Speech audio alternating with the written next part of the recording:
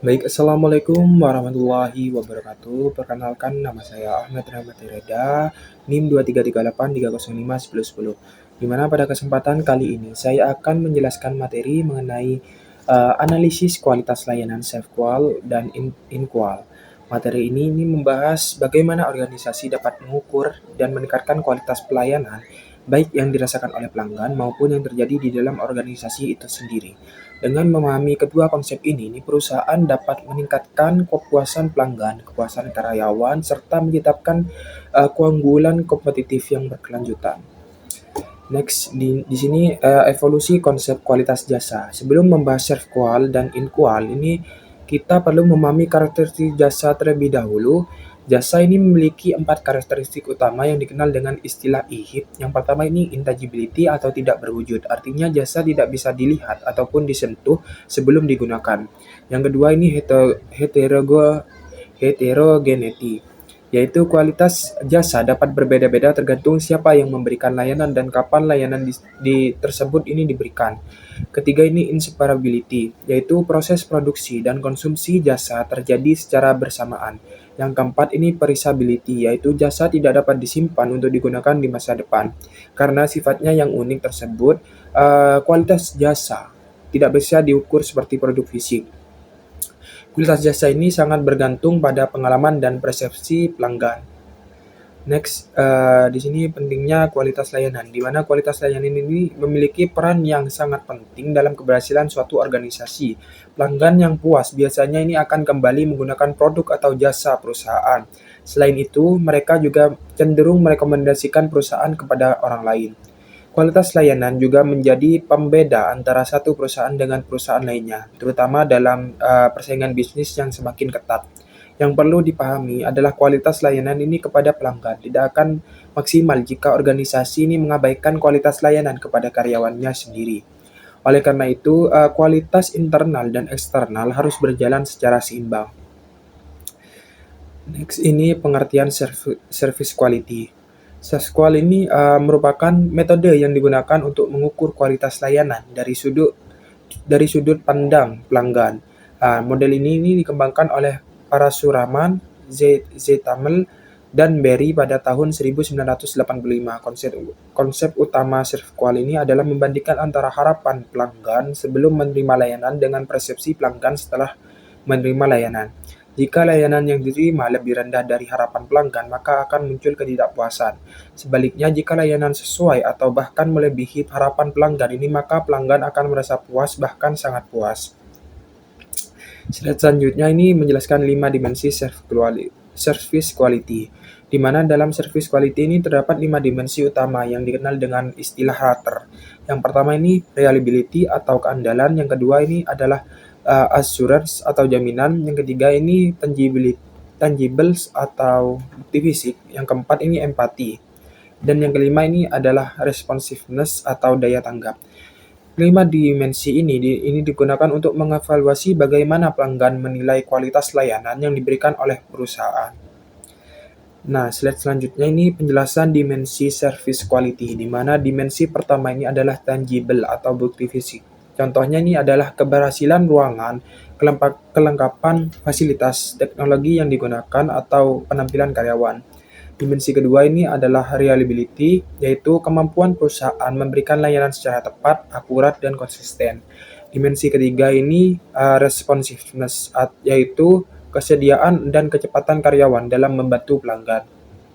Dimensi keempat ini adalah assurance, yaitu kemampuan karyawan dalam memberikan rasa aman, kepercayaan, dan keyakinan kepada pelanggan.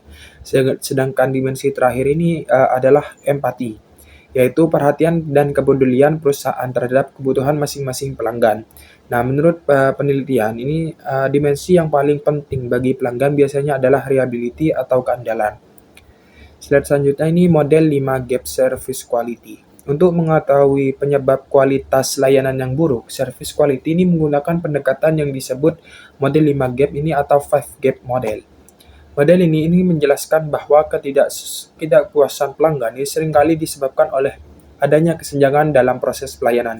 Kelima gap tersebut ini adalah gap pengetahuan, gap standar, gap penyampaian, gap komunikasi, dan gap pelanggan. Melalui analisis gap ini perusahaan dapat mengetahui letak permasalahan yang sebenarnya. Selanjutnya ini penjelasan 5 gap yang tadi ini. Gap pertama ini adalah knowledge gap, yaitu ketika manajemen tidak memahami apa yang sebenarnya diharapkan pelanggan. Yang kedua ini gap kedua ini standard gap, yaitu ketika harapan pelanggan yang tidak diterjemahkan menjadi standar pelayanan yang jelas. Gap ketiga ini adalah delivery gap, yaitu ketika karyawan tidak mampu menjalankan pelayanan sesuai standar yang telah ditetapkan. Gap keempat ini adalah communication gap, yaitu ketika iklan atau promosi perusahaan tidak sesuai dengan kenyataan layanan yang diterima oleh pelanggan. Dan yang terakhir ini adalah customer gap, yaitu perbedaan antara harapan pelanggan dengan layanan yang mereka rasakan. Nah, gap pelanggan ini merupakan hasil dari 4 gap sebelumnya. Baik, slide selanjutnya ini menjelaskan tentang pengertian in-qual atau internal quality. Setelah membahas kualitas layanan eksternal, sekarang kita beralih ke kualitas layanan internal atau in-qual. In-qual ini adalah kualitas layanan yang diberikan antar karyawan atau antar departemen dalam organisasi. Nah, konsep ini menganggap bahwa karyawan juga merupakan pelanggan yang disebut pelanggan internal. Sebagai contoh, bagian teknologi ini informasi harus memberikan layanan yang baik kepada bagian pemasaran. Bagian keuangan ini juga harus mendukung kebutuhan bagian operasional. Jika pelayanan internal ini berjalan baik, maka pelayanan kepada pelanggan eksternal ini juga akan meningkat. Nah, slide selanjutnya ini komponen utama in-qual. Menurut Hallowell dan rekan-rekannya ini terdapat 8 komponen utama dalam in-qual. Yang pertama ini tools atau peralatan kerja, yang kedua ini policy and prosedur atau kebijakan dan prosedur. Yang ketiga ini teamwork atau kerja sama tim. Yang keempat ini manajemen support atau dukungan manajemen. Yang kelima ini goal alignment atau keselarasan tujuan. Yang keenam ini effective training atau pelatihan yang efektif. Yang ketujuh ini communication atau komunikasi. Dan kedelapan ini reward and recognition atau penghargaan dan pengakuan. Semua komponen ini berperan dalam menciptakan lingkungan kerja yang nyaman dan produktif.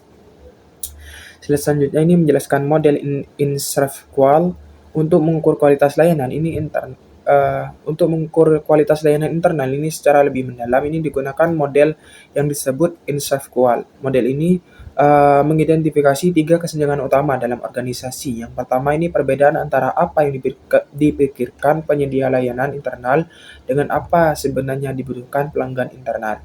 Yang kedua ini perbedaan antara standar layanan internal dengan pelaksanaan layanan yang sebenarnya. Yang ketiga ini perbedaan antara harapan pelanggan internal dengan layanan yang mereka rasakan. In-serve-qual ini membantu organisasi memperbaiki koordinasi dan komunikasi antar departemen. Slide selanjutnya ini hubungan in-qual dan serve-qual. Hubungan antara in-qual dan serve-qual ini dijelaskan melalui konsep service profit chain. Konsep ini menjelaskan bahwa kualitas layanan ini internal akan meningkatkan kepuasan karyawan. Karyawan yang puas akan bekerja lebih produktif dan memberikan pelayanan yang lebih baik. Pelayanan yang baik ini akan meningkatkan kepuasan pelanggan. Nah, pelanggan yang puas ini akan menjadi pelanggan yang loyal. Dan pada akhirnya ini loyalitas pelanggan ini akan meningkatkan keuntungan perusahaan. Dengan kata lain, kualitas pelayanan ini kepada pelanggan dimulai dari kualitas pelayanan kepada karyawan. Selanjutnya ini metode pengukuran kualitas, di mana dalam praktiknya ini kualitas layanan diukur menggunakan kuesioner, biasanya digunakan skala Likert dari 1 sampai 5 atau 1 sampai 7. Sebelum dianalisis ini data harus melalui uji validitas dan reliabilitas untuk memastikan bahwa instrumen yang digunakan ini benar-benar akurat. Selanjutnya ini dilakukan analisis gap, di mana dengan rumus persepsi dikurangi harapan. Jika hasilnya negatif, ini berarti kualitas layanan belum memenuhi harapan pelanggan. Semakin besar nilai negatifnya, ini semakin besar masalah kualitas yang harus diperbaiki. Slide selanjutnya ini Importance Performance Analysis atau IPA. Salah satu alat analisis yang sering digunakan adalah Importance Performance Analysis atau IPA. Ini membagi hasil analisis ke dalam 4 kuadran. Kuadran pertama ini merupakan area yang harus segera diperbaiki karena pelanggan menganggap penting tetapi kinerjanya ini masih rendah. Di kuadran 2 ini berisi atribut yang penting dan sudah memiliki kinerja baik sehingga harus dipertahankan. Di kuadran 3 ini merupakan atribut yang kurang penting dan tidak menjadi prioritas, sedangkan kuadran keempat ini menunjukkan adanya kelebihan alokasi sumber daya pada aspek yang sebenarnya kurang dianggap penting oleh pelanggan. Melalui EPA, perusahaan dapat menentukan prioritas perbaikan secara lebih efektif. Dan yang slide terakhir ini kesimpulan dan rekomendasi. Sebagai penutup, dapat disimpulkan bahwa service quality ini digunakan untuk mengukur kualitas layanan yang dirasakan oleh pelanggan, sedangkan in-qual ini digunakan untuk mengukur kualitas layanan di dalam organisasi. Kualitas layanan internal yang baik akan meningkatkan kepuasan karyawan dan pada akhirnya akan meningkatkan kualitas layanan eksternal kepada pelanggan. Oleh karena itu, organisasi perlu melakukan evaluasi self-qual dan in-qual secara rutin, memperkuat komunikasi antar departemen, memberikan pelatihan yang berkelanjutan, serta memberikan penghargaan yang adil kepada karyawan. Nah, pesan utama dari materi ini adalah bahwa pelanggan yang puas ini berasal dari karyawan yang puas. Ketika organisasi mampu memberikan pelayanan yang baik ke dalam dan keluar, maka keunggulan kompetitif yang berkelanjutan ini akan lebih mudah tercapai. Sekian presentasi yang dapat saya sampaikan. Kurang lebihnya saya mohon maaf. Wassalamualaikum warahmatullahi wabarakatuh.